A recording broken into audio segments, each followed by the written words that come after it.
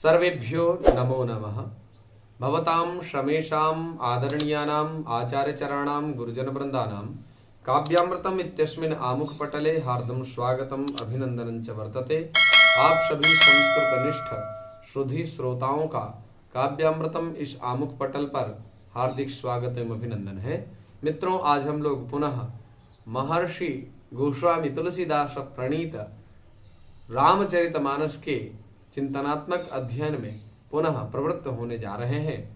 पूर्व प्रसंग में हम लोगों ने श्रवण किया था रावण के आतंक से व्याकुल विह्वलता को प्राप्त होती हुई माता पृथ्वी देवताओं के सहित ब्रह्मा जी के पास जाती हैं और समस्त ब्रह्मादि देवता भगवान श्री हरि का स्मरण करते हैं। जय जय रघुनायक जन सुखदायक इत्यादि स्तुति हम लोगों ने पूर्व में श्रवण किया था। आज जानी सभय सुर भूमि सुनी वचन समेत सने गगन गिरा गंभीर भई हरनि शोक संदेह। जानी सभय अर्थात जाना, सभय माने भयभीत, भय के साथ जाना। किसको? बोले सुर भूमि सुनी। देवता और पृथ्वी माता अत्यंत भयभीत हैं। इस बात को सुन करके वचन समेत स्नेह, स्नेह युक्त वचन, शोक और संदेह का हरण करने वाली गगन गिरा गंभीर धुनी हुई। अरे जनि डर पहु मुनि सिद्ध सुरेशा तुम ही लागी धरी हूं नर बेशा अंसन सहित मनुज अवतारा लयऊ दिन कर वंश उदारा। हे मुनि, हे देवताओं, हे सिद्धों, स्वामियों, डरो मत। तुम्हारे लिए मैं मनुष्य का अवतार धारण करूंगा और उदार पवित्र सूर्य वंश में अंशों सहित मनुष्य का अवतार लूंगा। कश्यप अदिति महातप कीन्हा तिन कहूं मैं पूरब बर दीन्हा। ते दशरथ ते दशरथ ते दशरथ ते दशरथ कौशल्या रूपा कौशलपुरी प्रगट नर भूपा। कश्यप जी और माता अदिति ने जो भयंकर तप किया था, उस तप में मैंने तिन कहूं मैं पूरब बर दीन्हा, मैं पूर्व में ही बर दिया था कि आपको अपने पुत्र के रूप में मैं प्राप्त हो जाऊंगा। ते दशरथ कौशल्या रूपा, वे ही दशरथ और कौशल्या के रूप में मनुष्यों के राजा श्री अयोध्यापुरी के भूप हैं। उनके यहाँ मैं अब प्रकट होऊंगा। तिनके ग्रह अवतरी हम जाई रघुकुल तिलक सोचार्यु भारी। नारद नारद वचन सत्य सब कही हूँ करी हूँ परम शक्ति समेत अवतरी हूँ। उन्हीं के घर जाकर के रघुकुल में श्रेष्ठ चारों भाइयों के रूप में अवतार लूंगा। नारद जी के वचन, चूंकि नारद जी ने पूर्व में भगवान श्री हरि को श्राप दिया था कि जिस प्रकार से मैं स्त्री के विरह में आज व्याकुल हो रहा हूं, उसी प्रकार से आप भी व्याकुल होगे। तो नारद वचन सत्य सब करिहूं, नारद जी के वचनों को मैं सत्य करूंगा और परम शक्ति समेत अवतरी हूं, अपनी पराशक्ति के सहित अवतार लूंगा। हरिहूं सकल भूमि गरुवारी निर्भय हो देव समुदायी गगन ब्रह्म बानी सुनी काना, तुरत फिरे सुर हृदय जुड़ाना। मैं पृथ्वी पर सब भार, पृथ्वी का सारा भार दूर कर दूंगा। हे देव वृंद, तुम निर्भय हो जाओ। निर्भय हो देव समुदायी, गगन ब्रह्म बानी सुन काना।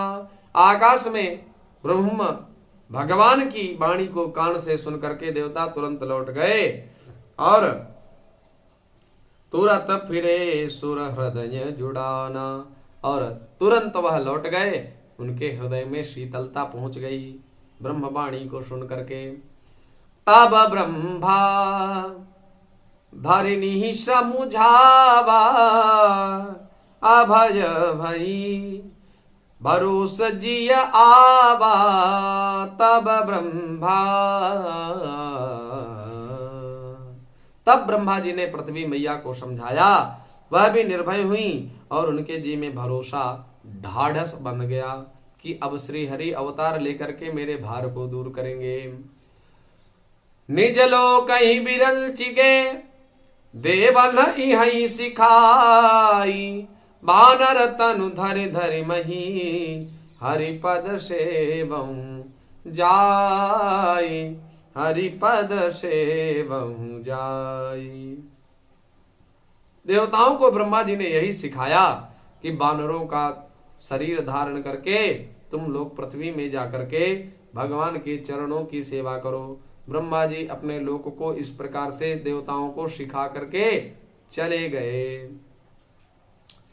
गए सब गए देव सब निज निज धामा, भूमि सहित मन कहूँ विश्रामा।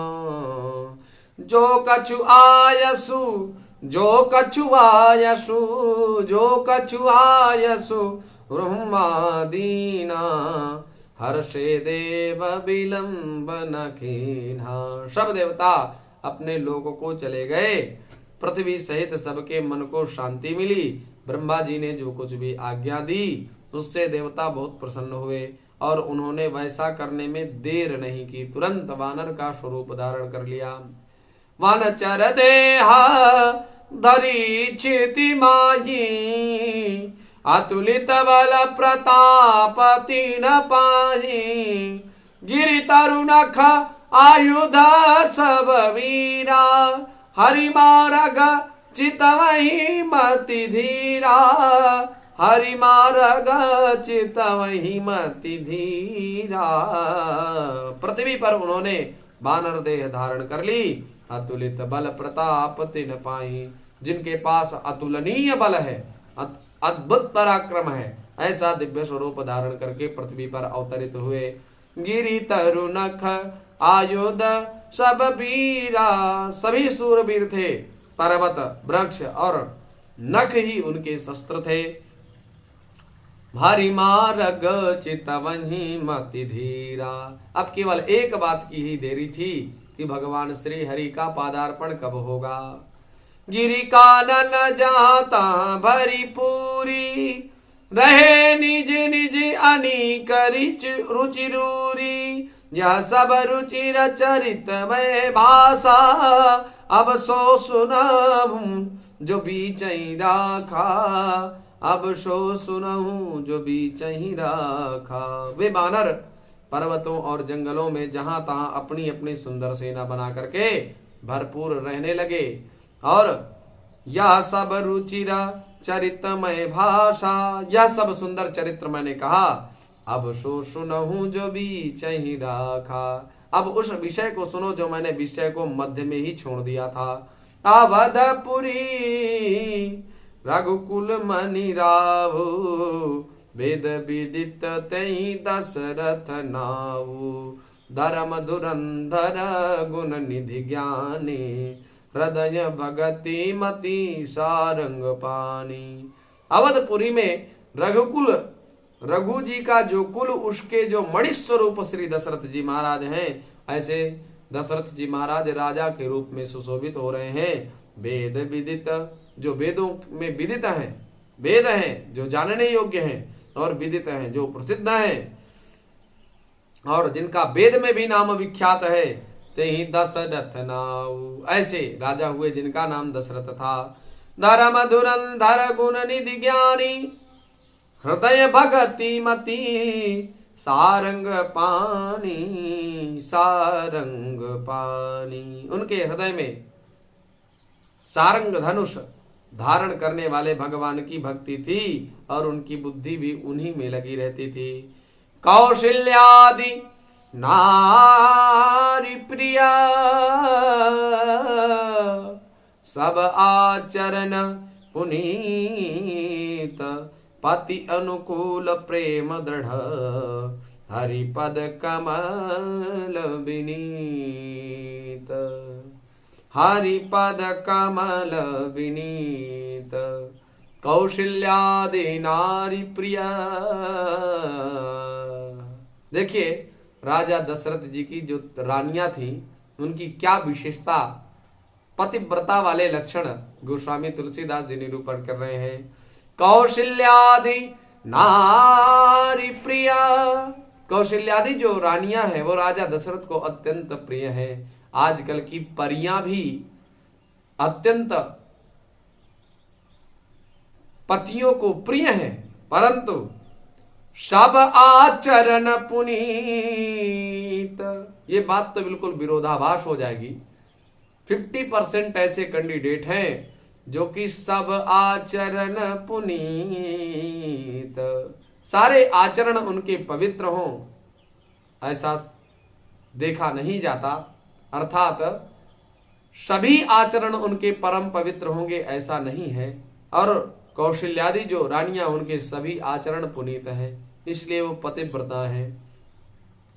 पति अनुकूल प्रेम दृढ़, और आज की पति प्रतिकूल प्रेम स्वार्थ तक, अर्थात पति के प्रतिकूल है। पति जो चाह रहे हैं, स्वामी जी जो चाह रहे हैं, उनके प्रतिकूल आचरण है उन पतिव्रताओं का, आधुनिक पतिव्रताओं का। और प्रेम दृढ़, प्रेम तो केवल स्वार्थ पूर्ति तक है, वो स्वार्थ कुछ भी हो, स्वार्थ पूर्ति तक व्याप्त है। और हरिपद कमल विनीत, और हरिपद कमल विनीत, हरि के चरणों में श्री हरि के पूजन इत्यादि या श्री हरि के नाम जप में बिल्कुल रुचि नहीं है। आधुनिकता में ये परिस्थितियां दिनों दिन बढ़ती जा रही हैं। इसलिए कौशल्या जैसे हृदय ना मिलने के कारण, कौशल्या जैसे पवित्र गोद ना मिलने के कारण श्री हरि इस कलिकाल में एक अविवाहित कन्या के उदर से जन्म लेंगे जिनका नाम कल्कि होगा। ये तो सब लोग आप जानते हैं, केवल स्मरणार्थ बता रहा हूं।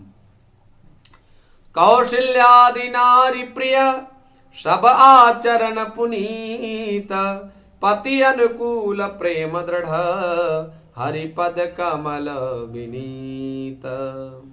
एक बार भूपति मन माही, भई गलानी मोरे सुत नाही। गुरु ग्रह गयऊं तुरत महिपाला, चरण लागी करी विनय विशाला, विनय विशाला, चरण लागी करी विनय विशाला। प्राक्तन जो राजा होते थे उनके पास संपूर्ण धन संपदा, संपूर्ण भोग विलास की सामग्री समुपस्थित होती थी, परंतु केवल कमी होती थी पुत्र की। राजा दिलीप को देखिए, उनके पास भी संपूर्ण परिस्थितियां सुलभ थीं, परंतु उनके पास कोई पुत्र नहीं था, पुत्राभाव था। गुरु जी वशिष्ठ जी के पास गए, नंदिनी की सेवा की, भयंकर श्रम करने के उपरांत तब पुत्र उत्पन्न हुआ। इसी प्रकार से आप देखें, सत्यवादी हरिश्चंद्र जिनका पुत्र रोहिताश्व है, वह रोहिताश्व भी तब जन्म लिया जब दोनों पति पत्नी वरुण जी की उपासना किए। वरुणोपासना के द्वारा सत्यवादी हरिश्चंद्र जी को पुत्रोत्प्राप्ति हुई और इसी प्रकार से राजा दशरथ जी के भी मन में ग्लानि हुई। उनके पास संपूर्ण सुख सुविधाएं थीं, अतुलित बल पराक्रम, स्वर्ग से बढ़कर के राज्य की शोभा, 3 रानियां जो कि परम सुंदर, सब आचरण पुनीत, ऐसी पतिव्रताएं नारियां थीं।